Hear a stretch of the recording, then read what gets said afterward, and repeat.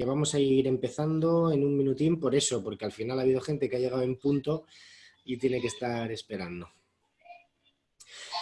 Así que nada, bueno, bienvenidos, bienvenidas a todo el mundo. A pesar del viernes, ahí siguen, y habíamos dejado precisamente para el viernes, así como trampa, uno de los temas más interesantes de la semana, y como les decía en concreto a los voluntarios y voluntarias de Chile, Mónica suele ser una de nuestras talleristas fijas e ineludibles durante la formación inicial, porque trata mejor que nadie el papel que tenemos desde América Solidaria, bueno, y en general, el papel de garantes de los derechos de la infancia, que es el tema que vamos a tratar hoy, y además con menciones o referencias, algo que no podemos obviar, que es el contexto de pandemia que estamos viviendo. Así que nada, bueno, Mónica Contreras trabaja en el Hogar de Cristo, pero ¿quién mejor que tú para que des más palabras sobre ti misma? Y aprovecho ya que se va conectando la gente para darte, como siempre, infinitas gracias, que siempre que te lo pedimos estás dispuesta, siempre que puedas. Así que eso, una vez más, mil gracias, y cualquier dudita que tengas, yo estoy aquí en la retaguardia para apoyarte. Bueno, gracias Javier. ¿Me escuchan bien todos? ¿Sí? Saludarles, esperando que todos y todas se encuentren bien. Bueno, han sido tiempos complejos para todos también, lo estábamos conversando hace un ratito. Agradecer la invitación. La idea es compartir algunas reflexiones, que podamos conversar estos nuevos desafíos que nos plantea la pandemia para sostener nuestro rol de garante de derechos de la niñez. No quisiera en esta oportunidad profundizar en lo que es el enfoque de derechos de la niñez, porque no tenemos el tiempo suficiente, así que puse foco más bien en intentar responder la pregunta que desde América Solidaria se me planteó como el desafío de la conversación. Así que ese es más bien mi propósito del diálogo que quiero plantearles, y para ello también en el desarrollo de la presentación les quiero presentar algunos antecedentes que me parece que son importantes que podamos poner en la mesa, digamos, para nuestra conversación, y también algunos análisis respecto al menos a la situación país que estamos viviendo, que nos permita también tener una mirada crítica y identificar seguramente algunas brechas que podemos desde nuestras posiciones actuales poder mirar, y tal vez incluso ver en qué ámbitos pudiéramos también tener un rol más proactivo y poder generar tal vez propuestas incluso desde nuestros ámbitos de acción, de trabajo, ¿no es cierto?, incluso desde nuestros propios ámbitos personales. Así que sin más quisiera iniciar esta presentación comentándoles una experiencia personal. A ver, ahí sí. Bueno, les voy a comentar lo que me pasó hace 2 semanas. No más de 2 semanas. Llevamos ya en cuarentena ya un mes por lo menos en casa. Nosotros vivimos acá 2 adultos, y, o sea, mi esposo y mis 2 niños. Y estábamos almorzando, y mi niño de 11 años me dice: mami, si tú y mi papá se enferman, ¿quién nos va a cuidar a nosotros? Y la verdad es que quedamos en silencio, porque no lo habíamos pensado, ¿no? En realidad no nos habíamos puesto en esa situación, y le dijimos y le contestamos: cierto, no lo habíamos pensado, sería complicado que vinieran a ayudarnos las abuelas, porque aquí en este edificio donde yo vivo, efectivamente vive mi mamá en un departamento y en otro vive mi suegra. Y siempre son nuestras redes de apoyo más inmediatas para que nosotros podamos trabajar y podamos hacer, digamos, nuestra vida diaria cuando tenemos necesidades de apoyo, pero ellas no podrían venir a ayudarnos en esta situación, porque podrían contagiarse. Y bueno, mi hijo mayor dice a continuación, entonces, bueno, vamos a tener que pensar una estrategia. Y yo creo que efectivamente esta pregunta nos puso en un jaque como adultos, ¿no es cierto? Y estas situaciones deben estar multiplicándose y desde muchos lugares y con muchas complejidades en distintos lugares de nuestro país, en distintos lugares de América Latina, dependiendo de las realidades de cada uno de los hogares y de la realidad de cada uno de los niños, niñas y adolescentes. Y lo primero que quiero plantear con esto, y algo que Javier ya me ha escuchado antes, y que me gusta decirlo cada vez que planteo este tipo de conversaciones, es que estos temas que tratan respecto al enfoque derecho de la niñez no son temas, y siempre inicio así mi planteamiento, no son temas solamente teóricos, ¿sí? Son más bien temáticas y planteamientos que tienen que ver con áreas de la realidad que nos interpelan en nuestra vida privada y también en nuestra vida profesional. Entonces, esta pandemia, la verdad es que pone en tensión también muchos aspectos de nuestra vida y de hecho pone en tensión a nuestros líderes mundiales, a nuestras autoridades, porque es una pandemia sin precedentes.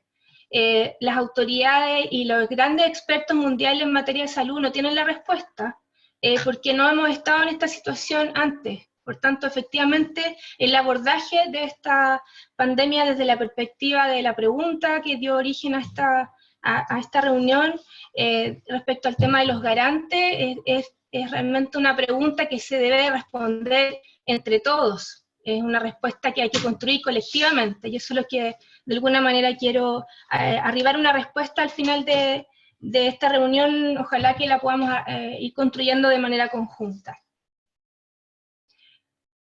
Bien, cuando yo les digo, bueno, a mí me pasó esto, ¿no es cierto? Y se me levantó esta gran pregunta, y una pregunta tal vez sencilla, pero así de sencilla, tan compleja. Es importante también tener la dimensión para cuando uno pudiera analizar en qué situación están los niños y las niñas, bueno, preguntarse primero en cada uno de nuestros países y territorios cuántos niños y niñas están viviendo esta situación. Y en el caso de Chile, bueno, esta población, nuestra población total es de más de 17 millones, y son más de 4 millones de los habitantes de nuestro país que son menores de 18 años. Por tanto, no digamos que es una población que hay que desestimar, no es una población que numéricamente sea invisible, y que efectivamente es una población que tiene que ser visibilizada, aun cuando en el discurso inicial y en el discurso predominante, dado que no son población que ha sido definida sanitariamente como población de riesgo, ha sido la verdad que una población bastante oculta, ¿no es cierto? Y más bien han sido una población, los niños y las niñas, definidos como los vectores de la pandemia, los asintomáticos, y eso desde la perspectiva sanitaria más bien no ha colaborado a instalar una perspectiva de derechos para abordar la estrategia sanitaria. Pero es importante reconocer cuál es la dimensión de la población a la cual tenemos que responder. Y otros datos también importantes, y a los cuales también los organismos internacionales ponen el acento, es que, y también para la definición de la respuesta de los garantes, es que no todos los niños y las niñas viven en ciudades, también hay niños y niñas que viven en zonas rurales, hay niños y niñas de pueblos indígenas, por tanto hay variables culturales que hay que atender, realidades territoriales que hay que atender, niños migrantes también que tienen situaciones particulares que pudieran de alguna manera estar mediando el abordaje o la vivencia de la situación de esta experiencia de crisis sanitaria. Y además, bueno, en el caso de Chile, también atender de que 900.000 niños, más de 900.000 niños viven en situación de pobreza multidimensional, que también es una variable trascendental para poder analizar el rol y las implicancias que tiene el poder mirar y la definición de la estrategia sanitaria y el abordaje de la pandemia desde una perspectiva de los derechos de la niñez y adolescencia. Ahora, ¿qué es importante para nuestro análisis, en mi opinión, poder conocer o que podamos revisar? Seguramente algunos de ustedes ya han dado lectura a estos documentos porque han hecho harta difusión por medio de las redes sociales. ¿Cuáles son las recomendaciones que han establecido y han difundido los organismos internacionales que mandatan de alguna manera a los estados y han hecho un llamado recientemente ya a poder poner el foco también en la población de los niños y niñas, atendiendo que la crisis sanitaria ya está teniendo consecuencias en su situación y en el estado de sus derechos humanos, y también atendiendo las consecuencias de largo plazo que esta pandemia va a tener?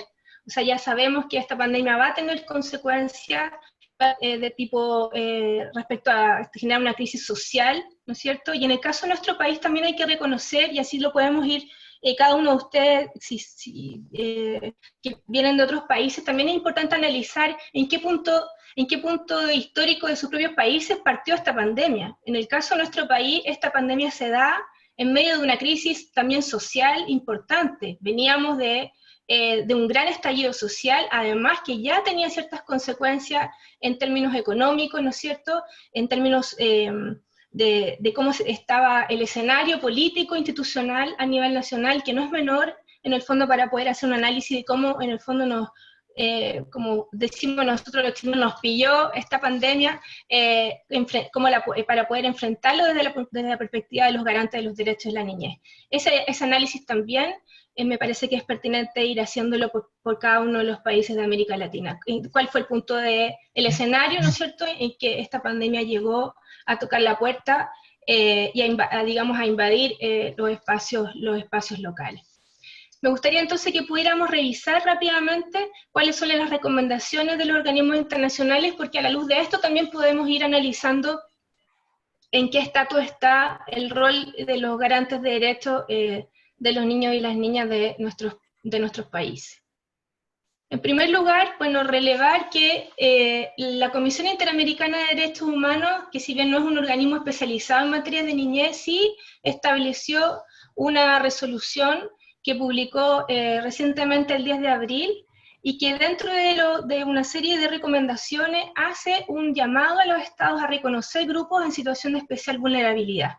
Y dentro de estos grupos de especial vulnerabilidad, donde hace el llamado entonces a poder efectivamente que el diseño de la estrategia y también a reconocer los impactos diferenciados que va a tener la pandemia de acuerdo a estos grupos, identifica a una serie de grupos especialmente vulnerables. Entre ellos reconoce a los niños, las niñas y adolescentes, pero también a otras poblaciones, donde aquí quiero hacer también téngase presente de que estas otras variables también debemos cruzarlas con la condición de niño, niña y adolescente.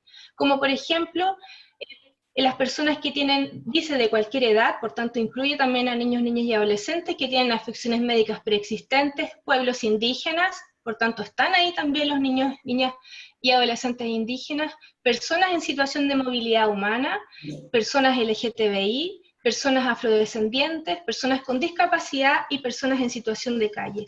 Por tanto, cuando el llamado es a poner foco y hacer un análisis respecto a la situación de los niños y las niñas y adolescentes en el contexto de pandemia, no basta con hacer un análisis general, sino que efectivamente se requiere que los estados tengan una mirada que reconozca la diversidad de niños, niñas y adolescentes que están dentro en el caso nuestro, de los 4 millones y tanto de nuestra población, en el caso de Chile, ¿sí? Y por tanto también tenemos que ver la necesidad específica y la situación específica de los niños y niñas, por ejemplo, trans, si están teniendo acceso, por ejemplo, a sus tratamientos hormonales. En el caso de los niños y niñas en situación de calle, el Ministerio de Desarrollo Social el año pasado identificó que son 547 niños. Bueno, ¿cuál es la situación de esos niños y niñas? El plan de invierno, por ejemplo, que se adelantó, a propósito de que hay un plan de invierno COVID-19, ¿está considerando medidas específicas para esos niños y esas niñas?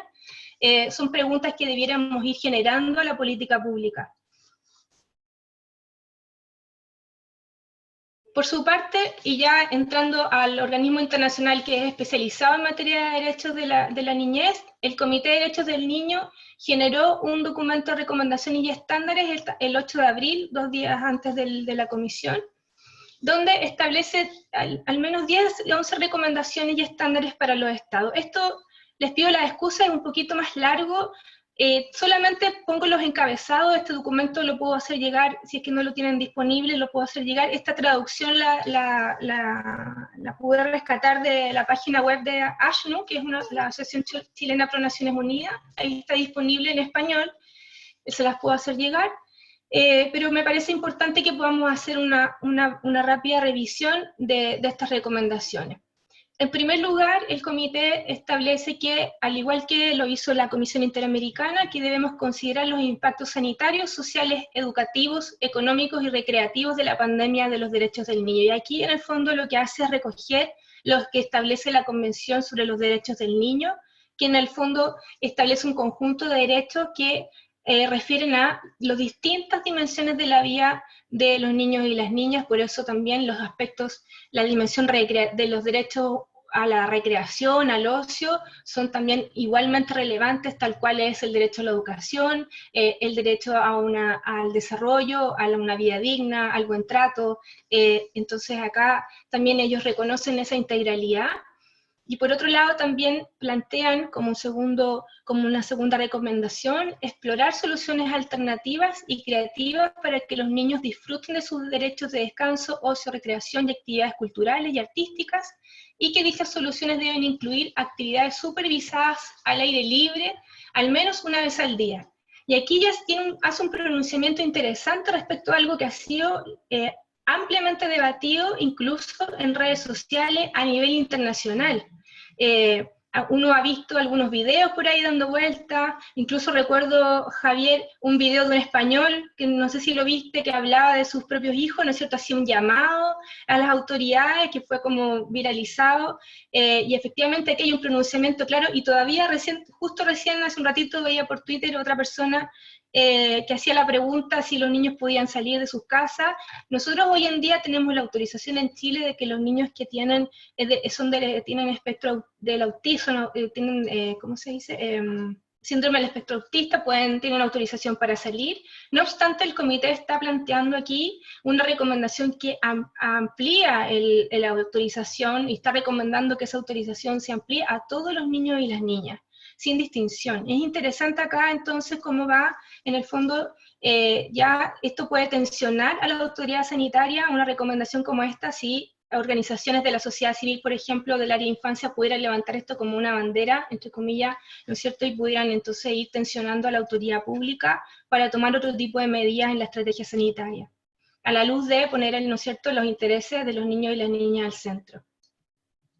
Por su parte, también establece que es necesario asegurar que el aprendizaje en línea no exacerbe las desigualdades existentes ni reemplace la interacción alumno-maestro. Y aquí también interesante porque hemos tenido un largo debate en nuestro país y también en otros países a nivel internacional respecto a la necesidad efectivamente de suspender las clases presenciales y este gran debate de finalmente cómo se resuelve en este periodo de cuarentena obligatoria los temas de aprendizaje desde el hogar, cuando efectivamente no existe, por ejemplo, un acceso igualitario y equitativo a todos los soportes que un aprendizaje en línea necesitaría en hogar, tampoco las condiciones familiares para dar soporte al acompañamiento que los niños y niñas requieren para el aprendizaje en el hogar. Y aquí hay un pronunciamiento interesante desde ese punto de vista que nos puede de alguna manera orientar a cómo evaluar las medidas que en cada uno de los países se está tomando respecto a esta materia. Por otro lado, habla también de cómo activar medidas inmediatas para garantizar que los niños reciban alimentos nutritivos durante el periodo. Acá, en el caso de nuestro país, podemos reconocer positivamente la medida de la entrega de canastas de alimentos a través de Junaep, que se estableció para los jardines infantiles. Habría que ver entonces cómo está el acceso a la alimentación en otros niveles, ¿no es cierto?, para otras edades de niños y niñas, porque tendemos en general para este tipo de emergencia a centrar mucho la mirada a los niños y niñas más pequeños y en general a no tener respuestas adecuadas para los grupos más adolescentes. Y si ustedes van a las redes sociales, buscan en la web, en general los materiales incluso disponibles que están adecuados, están más bien pensados para poblaciones más chiquititas, más pequeñas, de menor edad.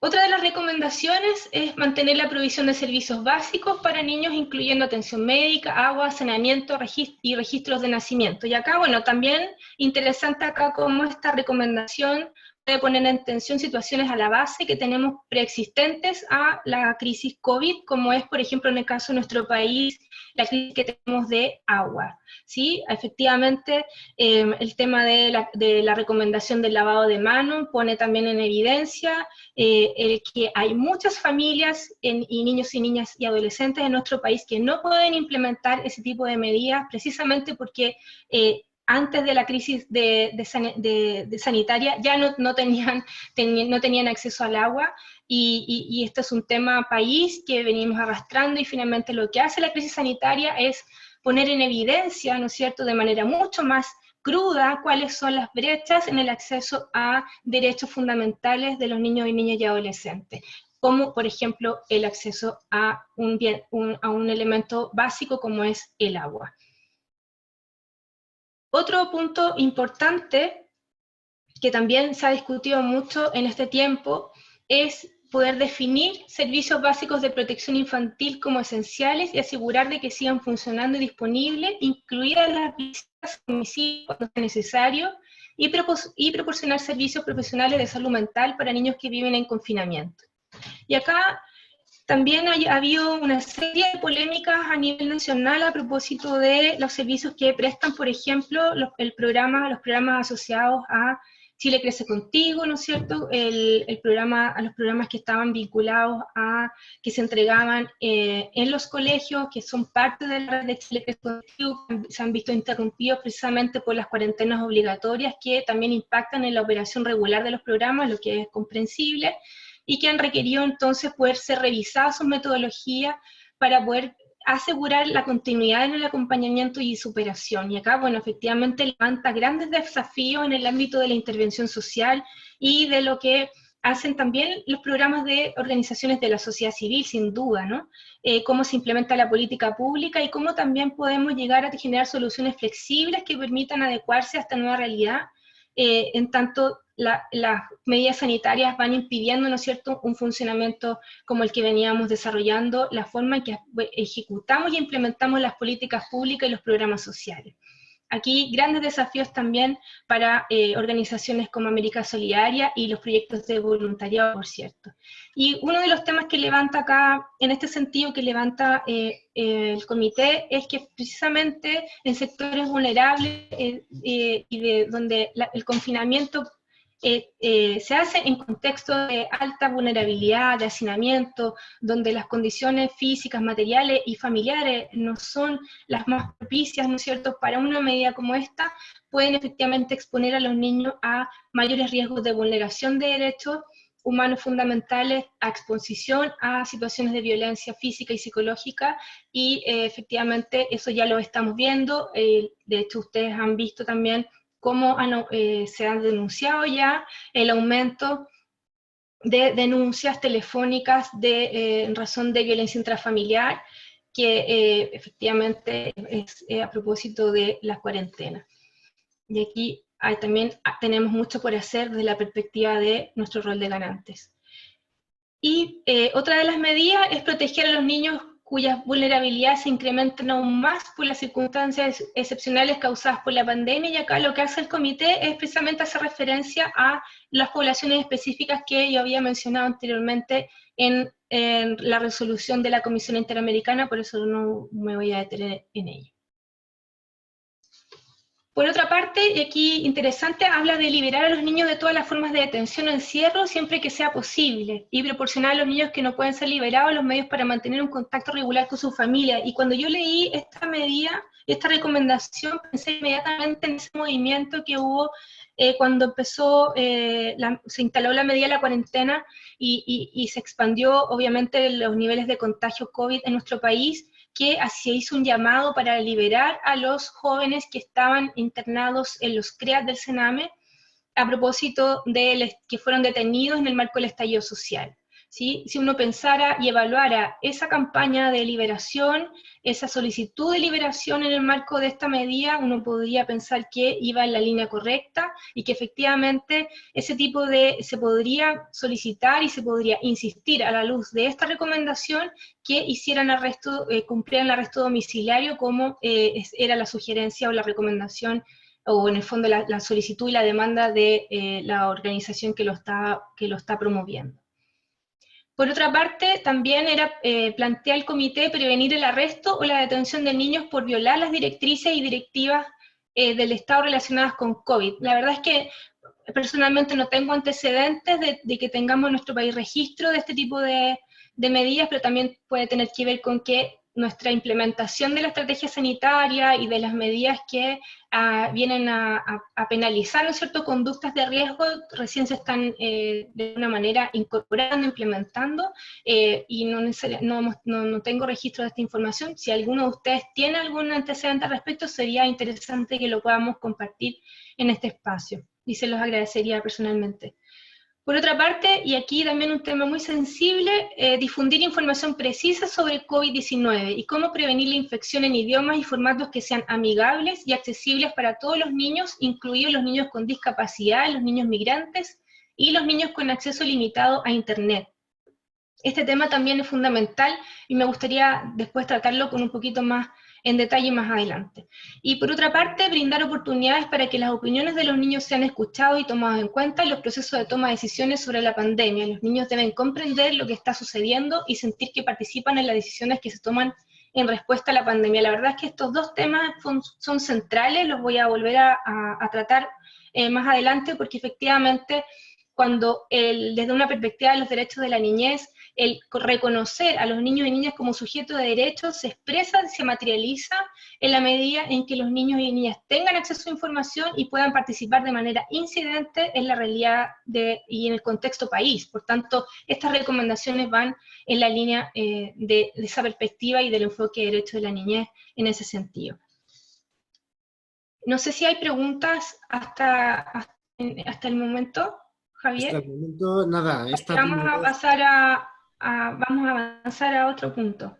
Perfecto. Sí, ya les he avisado que saben perfectamente que me pueden pedir o plantear la pregunta en el chat y que yo voy, cuando vea el momento, te interrumpo y planteamos la duda. Ya les digo que esto, si tienen cualquier mínima duda, aprovechen para hacerla, que primero es bueno para que tome un respiro Mónica y que lo hagamos más dinámico. Pero vamos, sigamos y ya irán surgiendo. Igual yo tengo aquí mi cafecito, así que respiro igual, ¿eh? Así que no. Bueno. Bien. Bueno, volviendo a la pregunta que da origen a esta conversación, me gustaría avanzar a poder hacer una pequeña revisión, ¿no es cierto?, para que también vayamos, que compartamos la misma información y comprensión de lo que se entiende por el rol de los garantes de los derechos de la niñez desde la perspectiva del enfoque de derecho. Porque a la luz de esa comprensión poder entonces hacer un análisis, ¿no es cierto?, como yo les planteaba, de en qué estatus estamos, un análisis también crítico de al menos de cómo evaluar al menos el último mes, desde que ya se desplegó la estrategia, al menos en nuestro país, pero también hay elementos que se comparten a nivel mundial. Ahora, ¿por qué es importante, lo primero que quisiera plantear, por qué es importante el enfoque de derecho humano en la niñez en el análisis de la situación de la crisis, en este caso de la pandemia, así como en cualquier crisis? Es importante, en al menos nos aporta en dos niveles, ¿sí? En el primer nivel, porque permite un análisis de funciones y obligaciones, ayudando a definir quién tiene y qué obligaciones respecto de quiénes. O sea, efectivamente hace alusión y permite identificar claramente quiénes son los garantes y en qué niveles son garantes, ¿sí? Qué obligaciones tienen esos garantes y hacia quiénes son esas obligaciones, especialmente en relación con las causas de la crisis y sus consecuencias, ¿sí? Entonces es muy importante que a la luz con la comprensión de los garantes y sus niveles de responsabilidad podamos entonces tener una mayor claridad de cuál es el mapa de los garantes y cómo los garantes tienen distintos niveles de responsabilidad a la luz de las consecuencias y de la situación en el fondo de la crisis, en este caso de la crisis sanitaria. Eso nos va a permitir tener una mirada más clara de la situación país y de la situación de los derechos de los niños, y también más clara de cuáles debieran ser las puertas que tenemos que ir a tocar en el caso que tengamos que hacer incidencia como garantes, en el caso nuestro, que somos actores de la sociedad civil, ¿no es cierto? Y también en el caso de que tengamos que nosotros mismos tomar ciertas acciones por nuestra propia cuenta para poder ser proactivos y también aportar en este escenario, y saber quiénes entonces son nuestros aliados más estratégicos. Por otra parte, este enfoque de derecho nos permite también avanzar en la definición, como yo decía, de las medidas necesarias para tanto aumentar las capacidades de los titulares de derechos. Desde esta perspectiva, los titulares de derechos son los niños, las niñas y adolescentes, pero también medidas que permitan mejorar la actuación de los titulares de deberes, en este caso de los garantes, ¿sí? Entonces, la pregunta a continuación es, ¿quiénes son esos garantes? ¿Sí? De acuerdo al enfoque de derecho a la niñez, para hacer una breve revisión, seguramente muchos de ustedes ya conocen esta información, pero me gustaría que la revisemos en conjunto. Los garantes de derechos, de acuerdo al enfoque de derecho a la niñez, son el Estado, la familia, la comunidad, las instituciones, los medios de comunicación y las empresas privadas. Y son actores y entidades que tienen la responsabilidad colectiva por el cumplimiento de los derechos humanos de la niñez y adolescencia y de crear las condiciones para que ese cumplimiento y el ejercicio de los derechos de la niñez pueda, en el fondo, desarrollarse, se puedan garantizar los derechos y pueda, en el fondo, podamos vivir en una cultura de derechos humanos con la perspectiva de poner a los niños y las niñas al centro, ¿no es cierto?, de la toma de decisiones y del desarrollo humano y social de nuestros países. Ahora, lo interesante acá y donde quiero que pongan el foco es que estamos hablando de una responsabilidad que es colectiva. No obstante aquello, no todos estos, desde una mirada más bien ecológica y social, debemos mirar los garantes desde esta perspectiva, ¿sí? Los garantes de derecho tienen distintos niveles de responsabilidad en la garantía de los derechos humanos y en su grado de influencia en la socialización y la protección de los niños y las niñas y adolescentes. Si nosotros ponemos a los niños y niñas y adolescentes al centro, por supuesto que el nivel de influencia y el espacio propicio para su desarrollo es el espacio familiar. No obstante, no todos los niños y las niñas, y también en el análisis de la estrategia sanitaria, ¿no es cierto?, y el abordaje de la pandemia, viven en el entorno familiar. Sabemos que hay niños y niñas que viven en entornos institucionales, no son la mayoría de los niños y las niñas, pero efectivamente hay niños y niñas que viven en residencias de protección, niños y niñas que están privados de libertad, o sea, adolescentes, perdón, privados de libertad. Si bien son una minoría, pero existen, ¿sí? Son una población también altamente vulnerable que tiene que ser visibilizada en momentos de crisis. Pero volviendo a este marco teórico, ¿no es cierto?, más general, tenemos que entonces reconocer que en un ambiente inmediato, ¿no es cierto?, en el espacio ideal, necesario, propicio para el desarrollo de los niños y las niñas, el ambiente inicial y de mayor influencia está la familia.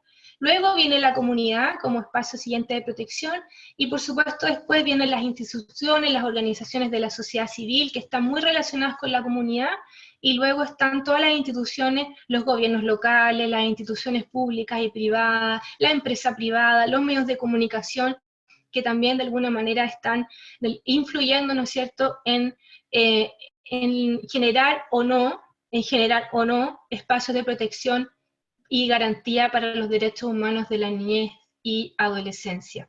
Esta mirada ecológica lo que nos permite también es tener una mirada crítica respecto a la estrategia COVID, porque también establece distintos grados de responsabilidad cuando estamos planteando entonces que en el caso de, por ejemplo, estrategias que refieren a tener que aislarse al aislamiento social, tener que hacer cuarentena en los hogares, cuáles son los apoyos, ¿no es cierto?, y las estrategias que permitan entonces hacer que la familia, que es el entorno inmediato del niño y la niña, se fortalezca en su rol de garante y pueda efectivamente tener puentes de apoyo y conexión con los siguientes círculos de protección de los niños y las niñas para que sigan activados aun cuando el niño y la niña no tengan espacios de contacto directo con esos otros entornos, ¿sí? Entonces aquí el gran desafío que se nos plantea a propósito de la pandemia es cómo estos círculos de protección siguen activados a pesar de que el niño deja de ir a la escuela de manera permanente, tal vez pierde contacto con otras redes de la comunidad a propósito de su aislamiento,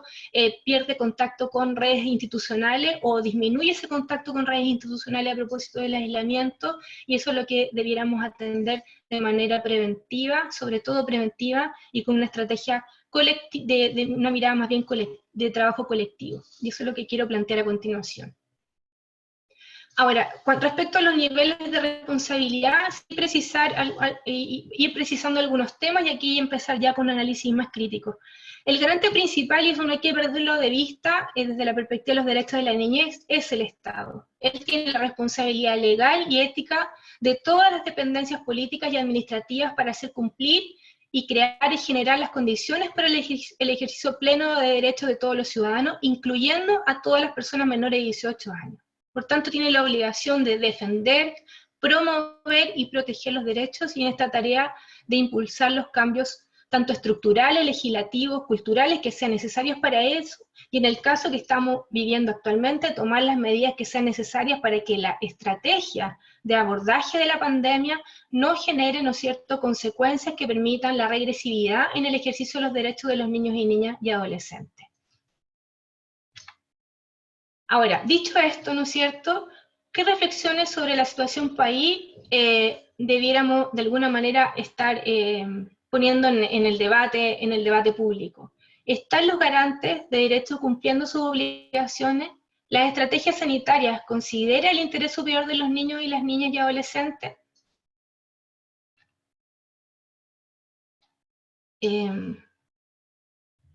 Javier, Sí, dime. es que parece que tengo oculta unas láminas.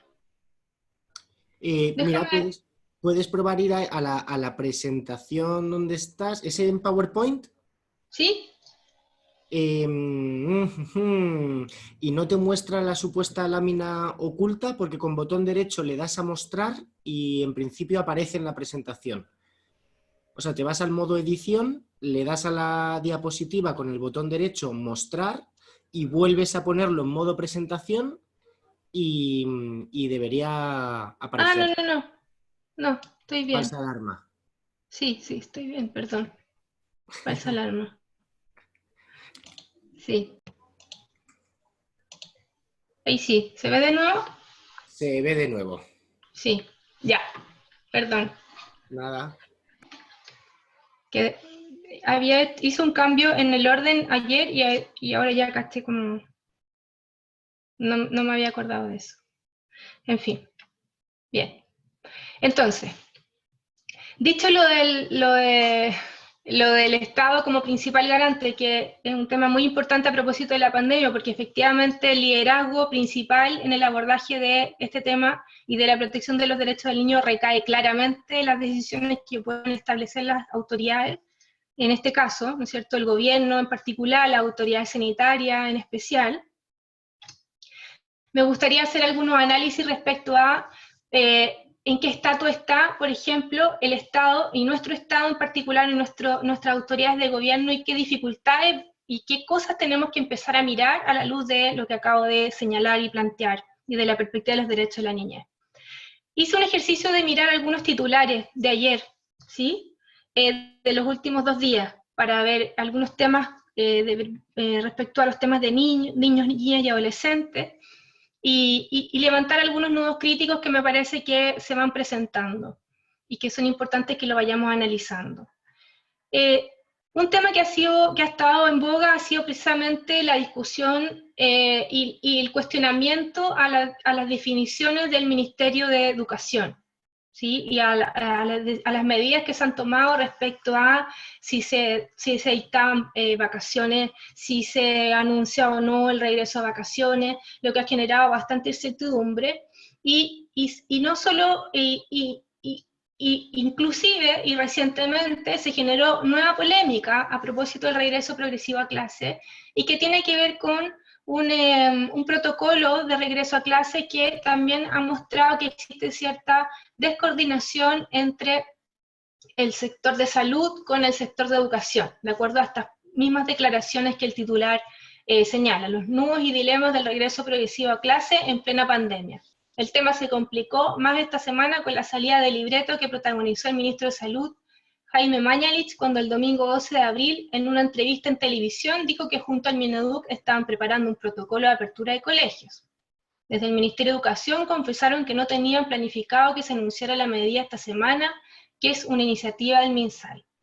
Ahora, datos de contexto, nuevamente, si tenemos que mirar a qué población impacta la descoordinación de las autoridades que tienen del principal garante de derechos que tiene que liderar la pandemia, efectivamente está impactando, en el caso de los datos CACEN, último y casos vigentes, está impactando a 3.298.185 niños y niñas que están en el sistema escolar, y además, y un grupo que está totalmente invisibilizado en la estrategia en este minuto, más de 150.000 niños que antes de la pandemia ya estaban excluidos del sistema escolar, que frente a una situación como esta no tienen ninguna respuesta porque en Chile no hay política pública para los niños y niñas excluidos del sistema escolar, que es parte también de una de las demandas que está levantando, inclusive América Solidaria también ha estado moviendo ese tema.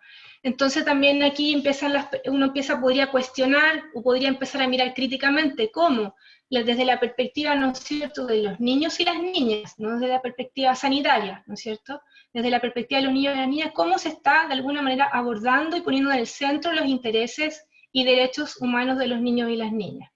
Directora del Sename acusa falta de mascarillas para enfrentar COVID-19 en centros de menores. Habíamos dicho ya que no todos los niños y las niñas viven en su entorno familiar. Efectivamente, hay niños y niñas que están cumpliendo cuarentena en centros residenciales del Sename. Sename atiende a más de 187.000 niños en programas ambulatorios residenciales. En el caso de los programas residenciales ascienden a más de 6.000 niños y niñas.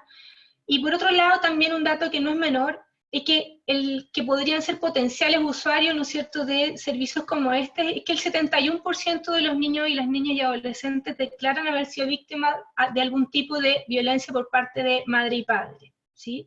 Entonces también acá la pandemia va mostrando, en el caso de Chile, que todavía los niños y las niñas no están en el centro de la estrategia. Una directora de servicio que efectivamente tiene la preocupación de poder atender a los niños y niñas víctimas de las peores vulneraciones de derechos humanos no tiene lo básico para la prevención del contagio del COVID, como son las mascarillas, que sí ha establecido el MINSAL como el elemento básico de protección.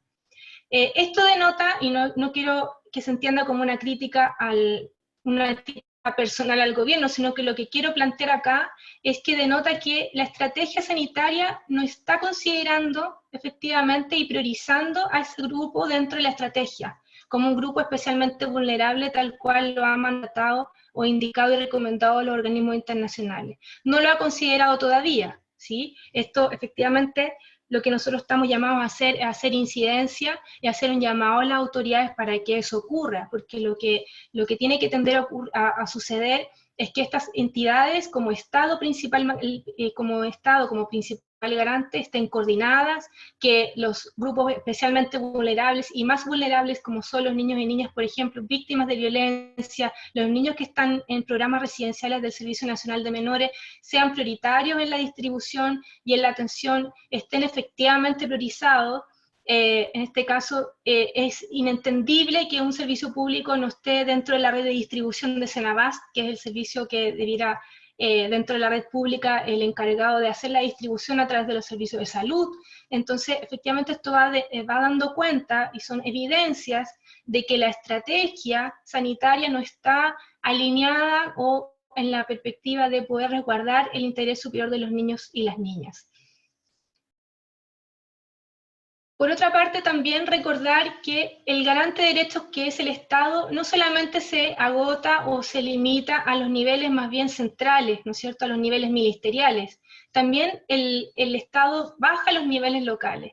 Y ahí el gobierno local le corresponde, desde la perspectiva del enfoque de hecho de la niñez, exigir a las instancias superiores, de acuerdo a lo que dice la teoría, los recursos e información que sean necesarios para cumplir con el rol de garante. Sin embargo, acá también identificamos que, a la luz de la evidencia y de los sucesos del primer mes de implementación, o ya vamos para el segundo mes de implementación de la estrategia COVID, también hay una descoordinación entre este estamento del Estado con el nivel central.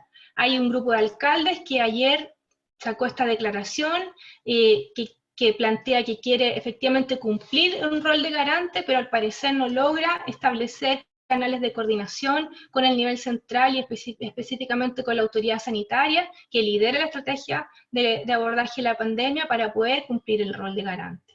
Ahora, efectivamente acá uno también podría problematizar, y seguramente tampoco está considerado en este grupo de garantes, en los alcaldes todavía no está visibilizado en particular la realidad de los niños, las niñas y adolescentes, ¿sí? Pero efectivamente desde la perspectiva de los derechos de la niñez, el municipio y el gobierno local son actores relevantes si lo pensamos en la misma lógica de los círculos de protección, porque están en el territorio más cercano a la vida y de los niños y las niñas y de sus familias, por tanto también tienen una cercanía a la realidad familiar de los niños y las niñas muy importante que les atribuye, ¿no es cierto?, un rol y una responsabilidad directa respecto a su bienestar, y por tanto en situaciones de crisis necesitan y se deben entregar las herramientas para que el gobierno local pueda desempeñar su rol de manera satisfactoria y poder ser efectivamente un garante de los derechos de la niñez tal cual lo mandata la Convención. Ahora, si avanzamos un poco más hacia los garantes, si recordamos ese circulito, ¿no es cierto? Habían otros garantes también que desde la perspectiva más teórica se le llaman los garantes corresponsables. Y aquí identificamos tres tipos de garantes. Están los medios de comunicación, las empresas privadas y las organizaciones de la sociedad civil. En el caso de los medios de comunicación, el enfoque de derecho establece que son responsables principalmente de promover y respetar los derechos de las personas en las informaciones que entregan, y resguardando la no estigmatización, el derecho a la privacidad y promover una cultura de respeto a los derechos humanos. Esto de manera general en el marco de los derechos, de la normativa de derechos humanos, y de manera particular en el caso de los niños, las niñas y adolescentes también aplica de manera particular para ellos.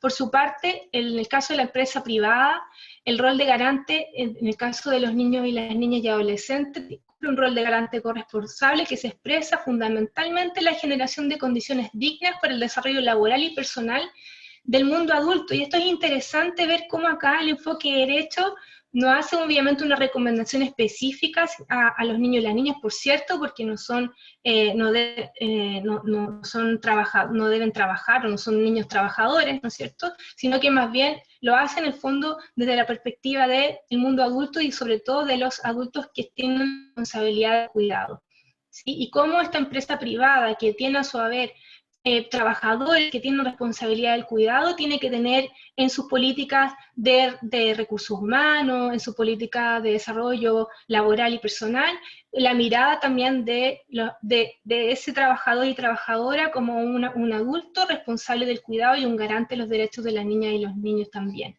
Por otra parte, el enfoque de derecho de la niñez también reconoce a la empresa privada como un garante corresponsable en la promoción de un desarrollo económico sustentable y sostenible. Por eso es muy importante que apelar también a todas las políticas que tienen que ver con el cuidado del medio ambiente, por ejemplo, políticas también que tengan que ver con el buen trato. Es muy reconocible también, por ejemplo, empresas que han desarrollado políticas que van en contra, por ejemplo, del área de turismo, en contra de la explotación sexual comercial infantil, y vemos ahí también iniciativas que van en esa línea, porque reconocen en ellos también a un garante de los derechos de la niñez, y que actividades que están relacionadas con la generación económica y con sus propias actividades productivas pueden efectivamente estar generando impactos negativos en la vulneración y generan vulneración de derechos de los niños y las niñas y sus comunidades y sus propias familias.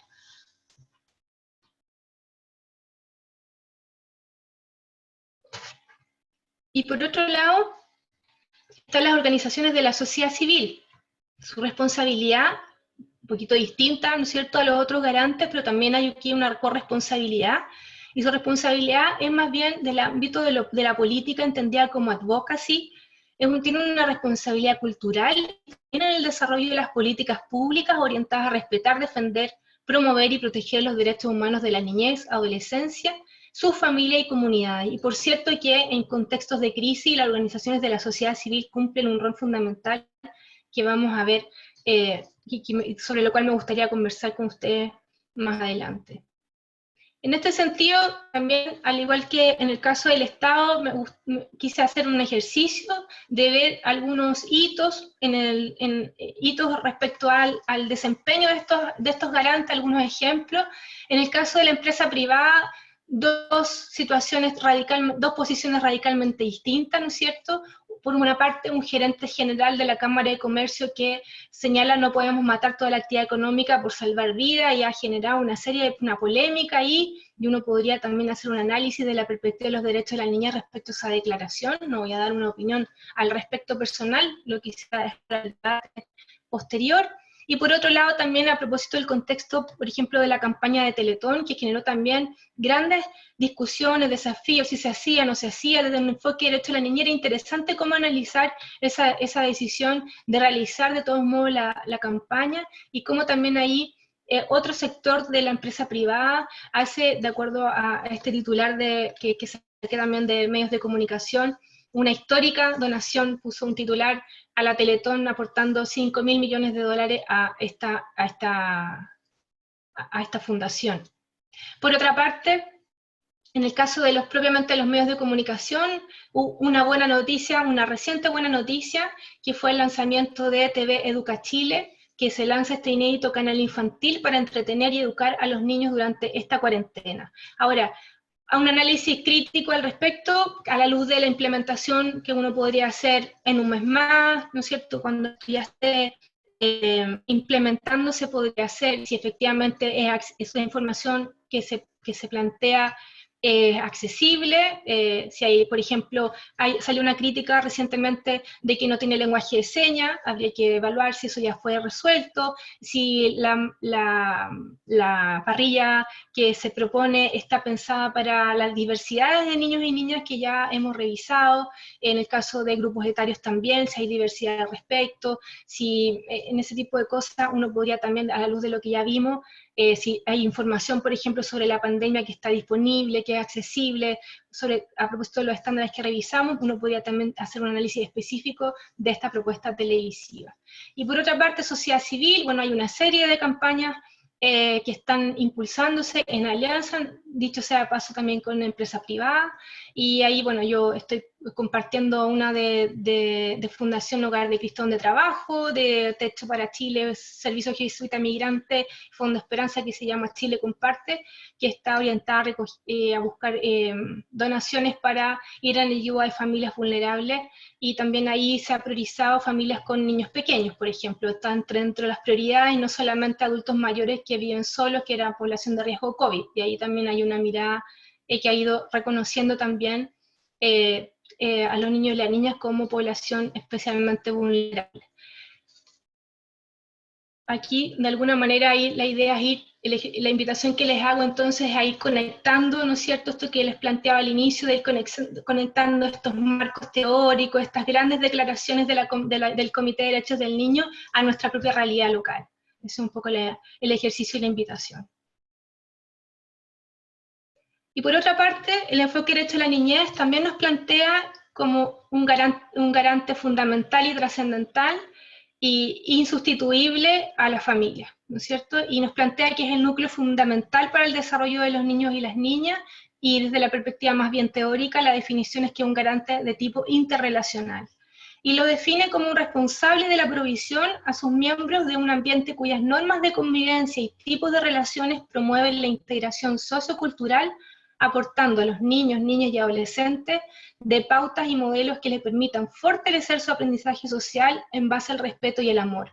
Por tanto, acá es interesante cómo la perspectiva del enfoque derecho a la niñez no pone el foco en aprendizajes que son formales, y acá vuelvo a conectar con todo el debate respecto a cómo en el hogar no se podría sustituir, ¿no es cierto?, el rol de la escuela, sino que más bien pone el foco en la transmisión de la formación valórica, en el desarrollo en un ambiente del buen trato, del amor, la experiencia, ¿no es cierto?, de la socialización desde la experiencia del afecto, y efectivamente es desde otro lugar el rol de la familia.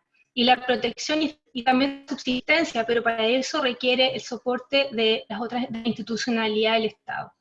Y aquí, bueno, téngase presente también que en nuestro país, y a propósito de lo que vamos a hablar a continuación, un 85% de los hogares monoparentales tienen jefatura femenina, y lo quiero plantear porque nuevamente las medidas sanitarias de la pandemia son medidas que tienden a estandarizar a la población, ¿sí? El Estado en general tiende a estandarizar a la población, y el llamado que nosotros como sociedad civil y garantes tenemos que hacer es ayudar al Estado a mirar a poblaciones específicas, a mirar las realidades específicas, sobre todo de las poblaciones con mayor vulnerabilidad, donde estas grandes declaraciones, estas medidas estandarizadas tienen que tener una bajada local y tienen que tener ciertas adecuaciones para que puedan ser, en el fondo, cumplir su propósito y no generar impactos no deseados en su implementación.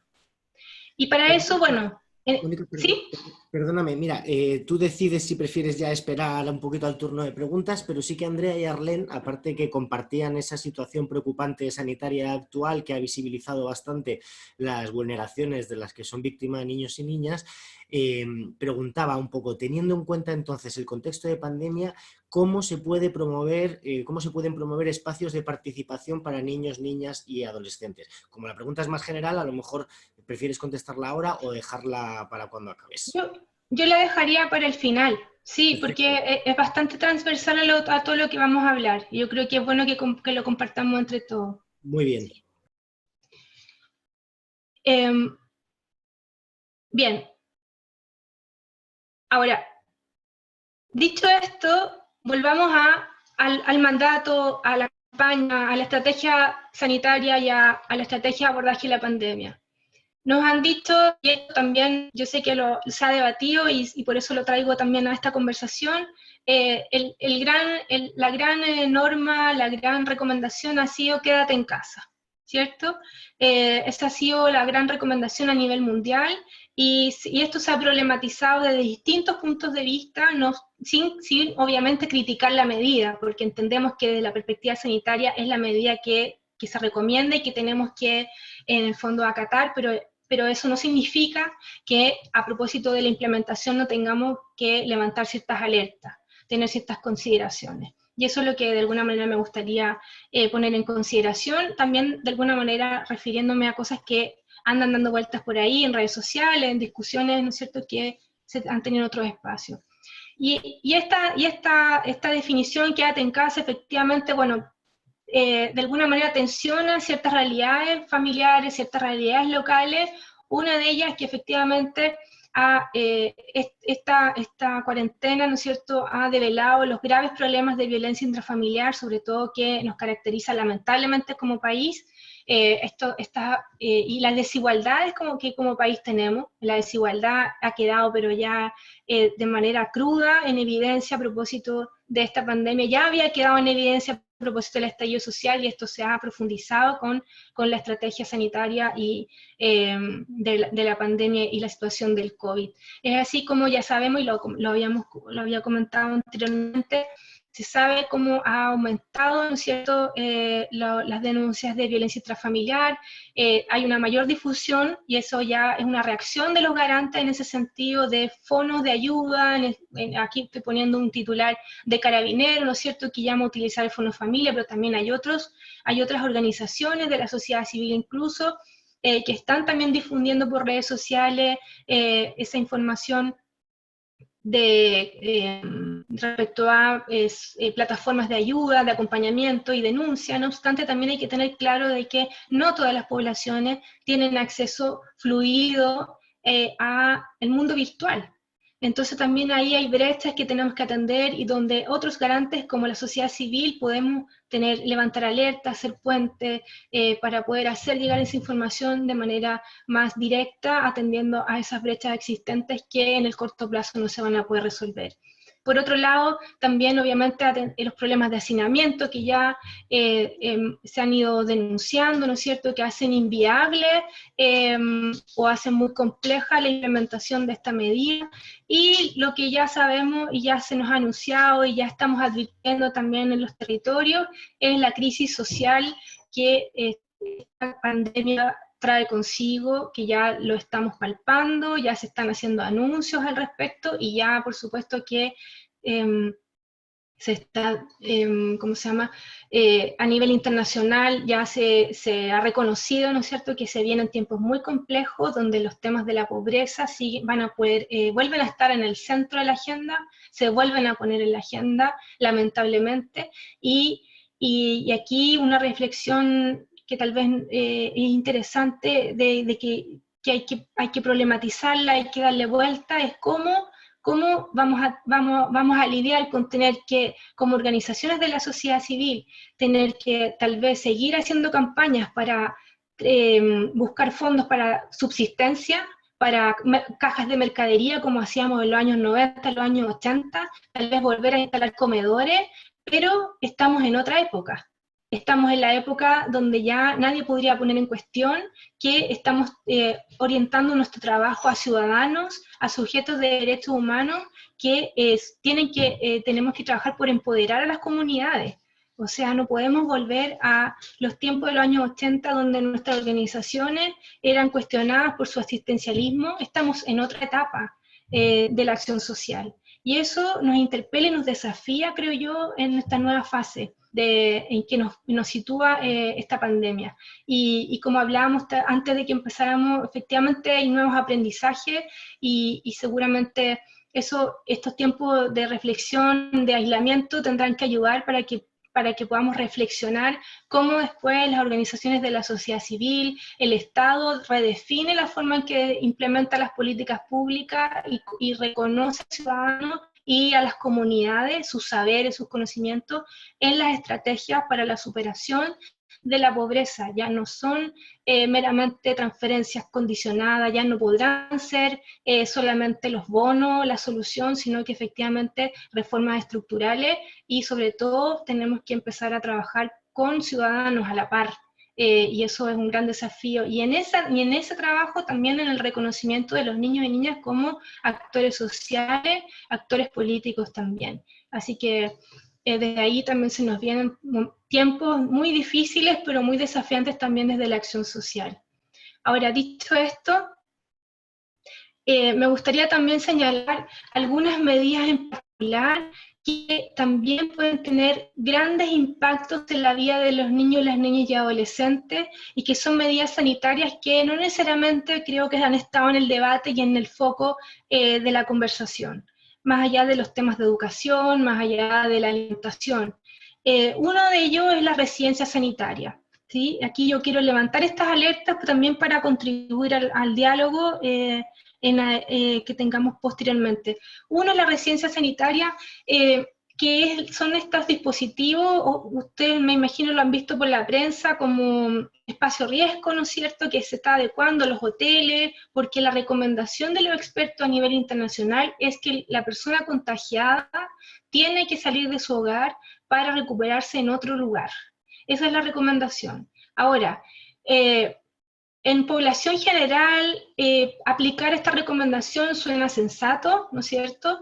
Pero ¿qué pasa con una recomendación como esa, por ejemplo, en poblaciones donde la jefatura de hogar femenina tiene al cuidado niños y niñas o tiene al cuidado personas mayores?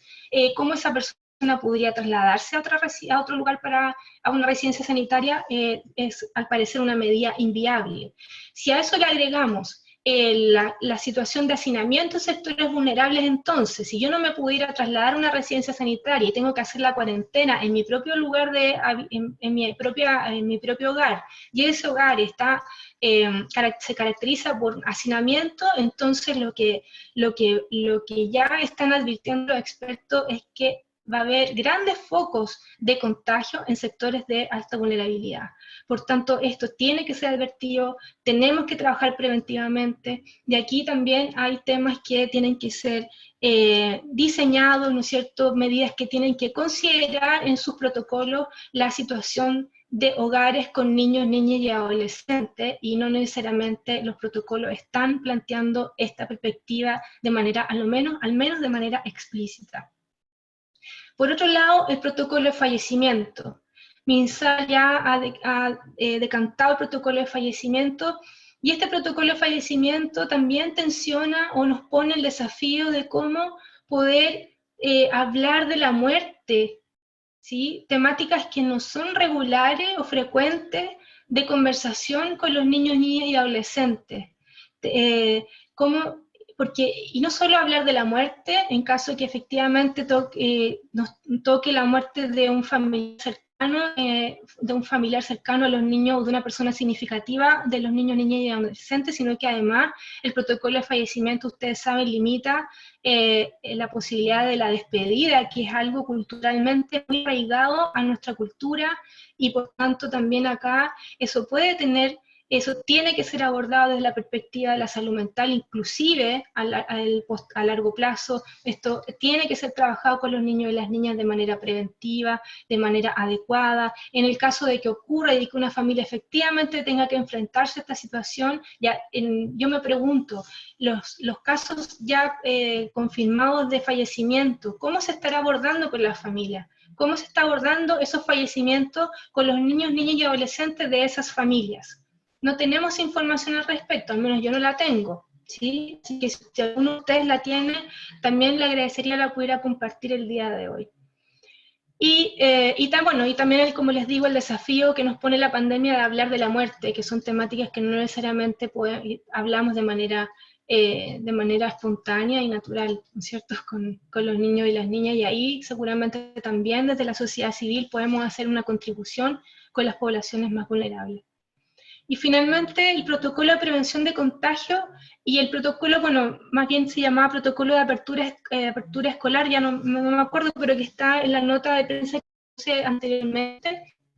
También aquí yo creo que hay que estar alerta en nuestro rol de garantes de cómo impactará las dinámicas sociales al interior de los establecimientos, cómo impactará también este protocolo, porque no sabemos todavía qué tan rígido va a establecerse, qué tan, ¿no es cierto?, qué tanto va a impactar las dinámicas escolares y cómo eso podría impactar incluso la salud mental, o si esto va a generar estresores en los niños y las niñas, dependiendo, bueno, obviamente esto hay que analizarlo de acuerdo a su ciclo de vida, a los tipos de colegio, en el sentido de que si son colegios pequeños, son colegios grandes, si son niños que se trasladan de una comuna a otra también para ir a sus establecimientos educacionales, por supuesto que la experiencia escolar va a ser diferente, no todos los niños y las niñas van a los colegios en sus propias comunidades, y eso también genera un estrés y una tensión adicional por las medidas sanitarias que se están implementando.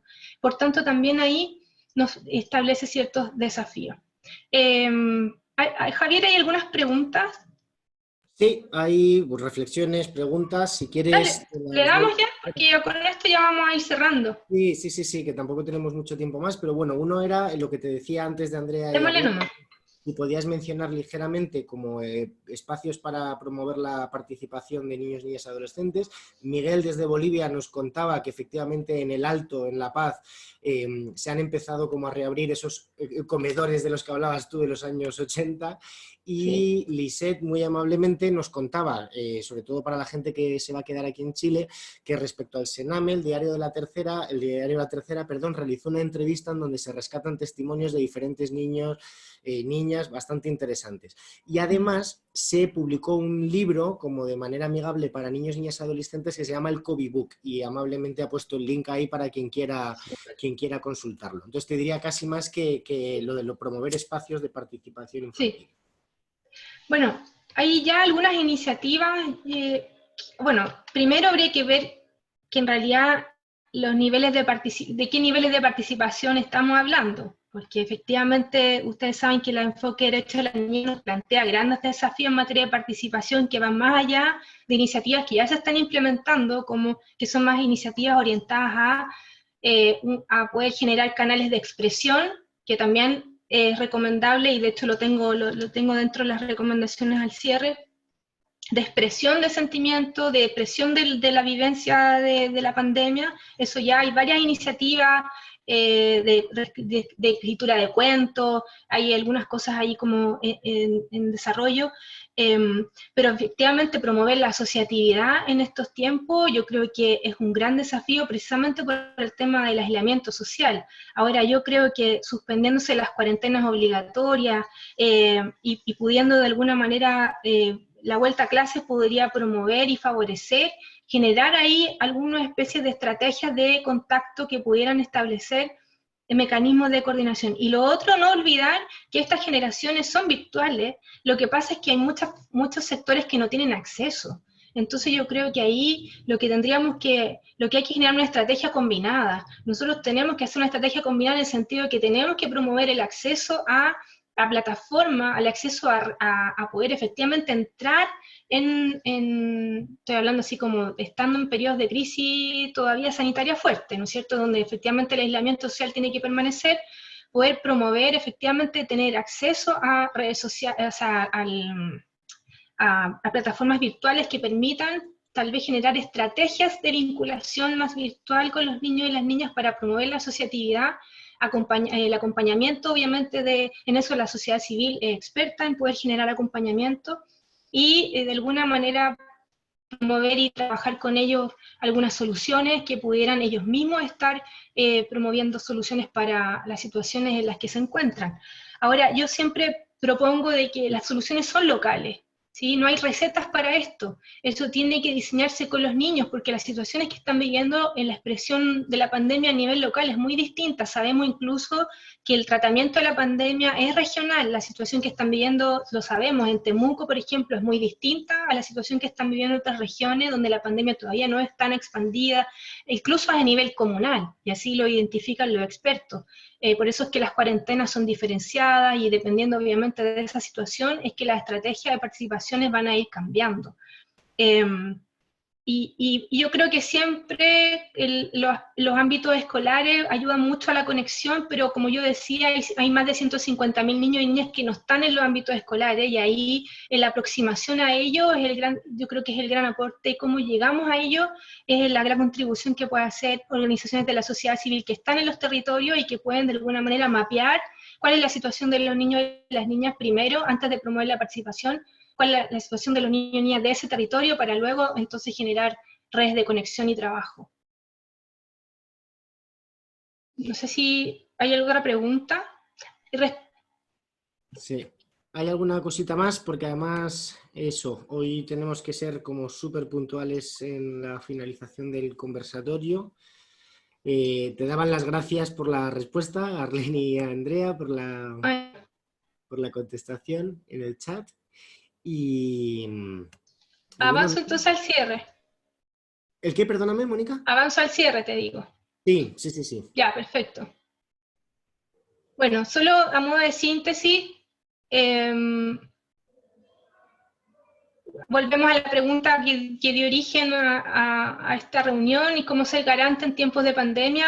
Tal vez la primera idea de fuerza es que tenemos que actuar colectivamente, ¿sí? Pero para eso es necesario que el Estado debe reconocer que los derechos de los niños son derechos humanos y que su interés superior es un marco ético y normativo para el diseño de la estrategia sanitaria. Como lo hemos visto, es muy importante que el Estado adopte un enfoque comunitario, que tenga una mirada preventiva y que todos los niveles de la administración del Estado se coimpliquen en la estrategia. No puede seguir ocurriendo la descoordinación, tiene que haber más bien una intersectorialidad muy coimplicada en el desarrollo de la estrategia, poniendo al centro, obviamente, a las poblaciones especialmente vulnerables. Entre ellos están los niños, las niñas y adolescentes, más allá de que no sean poblaciones de riesgo de morir de COVID, ¿sí? Pero efectivamente la pandemia tiene consecuencias en la vida de los niños y las niñas que hay que atender. Por eso es importante que se refuercen los mecanismos de coordinación, y aquí también insistir de que, a propósito de que la sociedad civil es un garante corresponsable, es importante que el diseño de la estrategia y de la coordinación también considere los niveles locales y el rol que puede cumplir la sociedad civil como puentes de conexión y de interconexión para que las familias en el nivel local que están de alguna manera debilitadas, ¿no es cierto?, por el aislamiento social que establece la cuarentena, puedan efectivamente cumplir su rol con los soportes que el nivel local y el gobierno local le puedan proveer. Por otro lado, yo creo que otro elemento muy importante y trascendental es el tema de la comunicación, y que podamos comunicar y comunicarnos entre adultos y comunicarnos con los niños y las niñas, los niños y adolescentes. Cuando hablamos de que son sujetos de derechos, eso tiene que tener una expresión tangible. Y efectivamente, como me pasó a mí hace 2 semanas atrás, y que lo expresé al inicio de esta conversación, no vamos a tener seguramente en el espacio privado todas las respuestas. También estamos de alguna manera estresados. Reconocer nuestro propio estrés es importante, actuar con honestidad, pero sí tenemos la responsabilidad de salir a buscar esas respuestas, de intencionar y de mirar con mirada crítica lo que está pasando a nuestro alrededor. Como sociedad civil, por cierto, tenemos una responsabilidad institucional de poder levantar las alertas de manera oportuna, y ahí efectivamente promover, como decían las compañeras, la participación es fundamental, y acá efectivamente las respuestas no están dadas porque no hemos estado nunca en una situación como esta. Esta es una situación inédita, sin precedentes, y acá la verdad es que tenemos que desarrollar toda nuestra creatividad como sociedad civil para promover una participación informada e inclusiva tal cual lo establece la Convención. Porque tenemos que garantizar la participación de todos los niños y las niñas, reconociendo la diversidad que ya habíamos hablado. Tenemos que efectivamente generar espacios de expresión de sus sentimientos, sus puntos de vista, sus preocupaciones, pero también cómo lo hacemos parte, y eso ya es parte como de una participación más incidente, ¿no es cierto?, en los procesos que la crisis sanitaria va a desencadenar. Y la verdad es que cómo se puede promover la participación es todavía, yo me imagino que es un escenario todavía sin una respuesta tan clara, ¿sí? Por eso es que es importante que hagamos un buen diagnóstico en el nivel territorial de cómo esta pandemia realmente está impactando y qué posibilidades tenemos de poder usar las herramientas virtuales, por ejemplo, que están a disposición y qué territorios no las tienen, entonces qué tenemos que hacer para que las tengan y ocupar tal vez otro tipo de estrategia, pero no es una respuesta fácil de dar. Y con esto cierro, ¿qué condiciones esenciales se necesitamos?